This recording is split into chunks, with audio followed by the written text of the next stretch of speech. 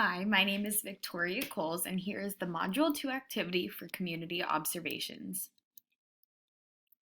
Some notable places and landmarks in the community surrounding Buchanan High School, where I am placed, are the 7 feeder elementary schools, which are located in the red area, is the red lining of the school. 1 feeder middle school, which is where I am placed at, and then the Fresno Yosemite International Airport. This is located in the area where the schools feed into, and California State University of Fresno. So this is very close to the school site where I'm placed at, so the students talk about it very often. And then this photo right in here is Buchanan and Alta Sierra, where I am placed because the 2 schools are on the same campus. Out-of-school activities for the students and families. A lot of the students go on these bike trails, as seen right here. This is the Clovis Bike Trail. It's very popular to go for walks and bike rides. I took this picture outside of when people were on the trail. Below that is a park. This is the Railroad Park. It's very popular. It's very close to the school site, and so it is a place to go after school for the students.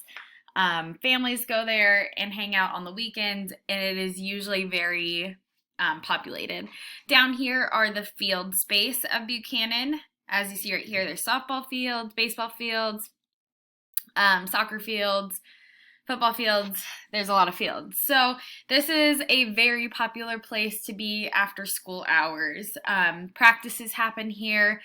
This school is very interested in the students participating in co-curricular activities, doing sports, and it is very evident at the amount of people that are on these fields after school hours. Central places for the students and families to go. As mentioned before, the parks and trails. The Clovis Trail is very popular. This community loves to get a lot of exercise and be outside. So the parks and trails. Next, we have the shopping centers. There's the Fashion Fair Shopping Center and River Park Shopping Center.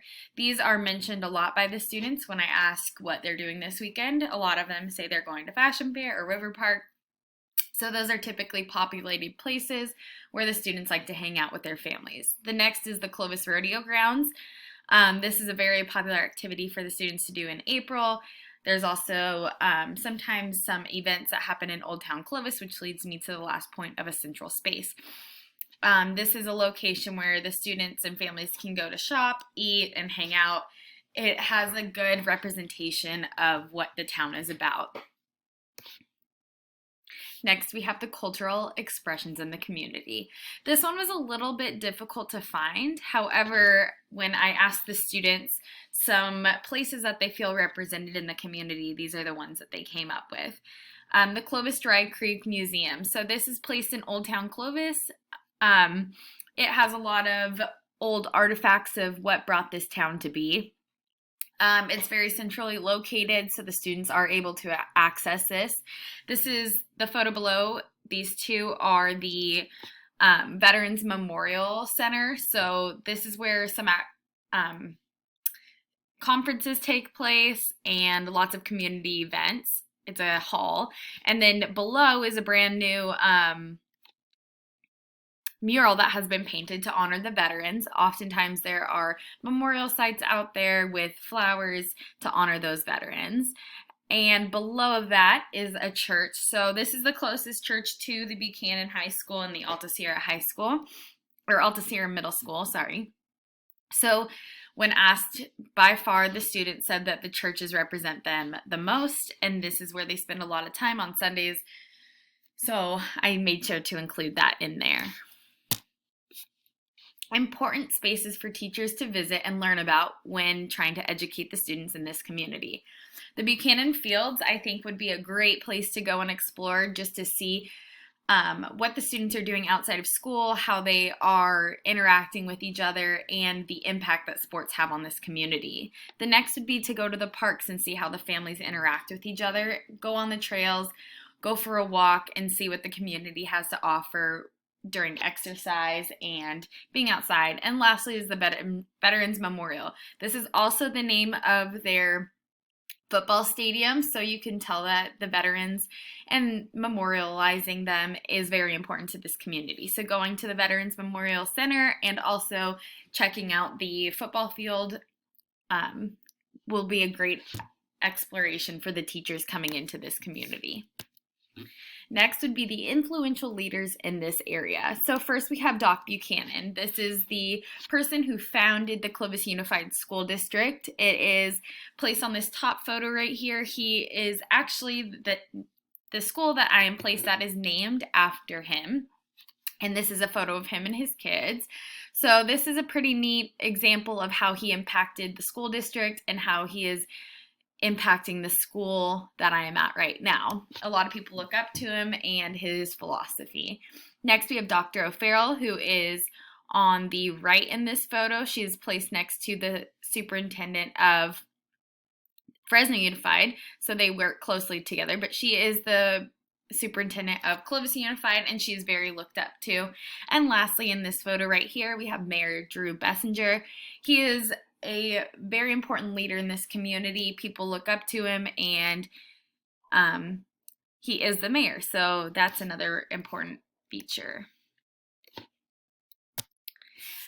Lastly, we have assets and resources to build on in the classroom. So I went on to the Clovis website, and it said that there is an annual community breakfast honoring Dr. Martin Luther King Jr. This happened, I believe, in February, but it was still up on the website. And then another thing that could be built on in the classroom is this is a picture of some exercise equipment that is placed on the community trails. So as a PE teacher, I think it would be very important to build on the fact that these are available for students who may not be able to afford a gym membership. They can always go out to the trails that are in their community and use this equipment. So it would be very beneficial to teach them how to use this equipment since it is at their hands reach on the trails that are surrounding their school. While doing this project, it did make me realize that there isn't a ton of diversity expressed in this town. So I think it would be neat to do a project within the classrooms on what makes a student who they are and how they could implement that and make it known in the community what is making up our community. Because although the diversity is not truly shown in the town, there is a huge amount of diversity in the town. So I think it's important to make light of that and express it in the best way so everybody feels heard in the community. So this could be done with books, learning, implementing projects, and having the students go out into their community and have a voice. So those are a few things that I have found, and I'm really excited to bring this information to my mentor teacher and hopefully start to implement some building on diversity in the district and the community that the students live in. Thank you.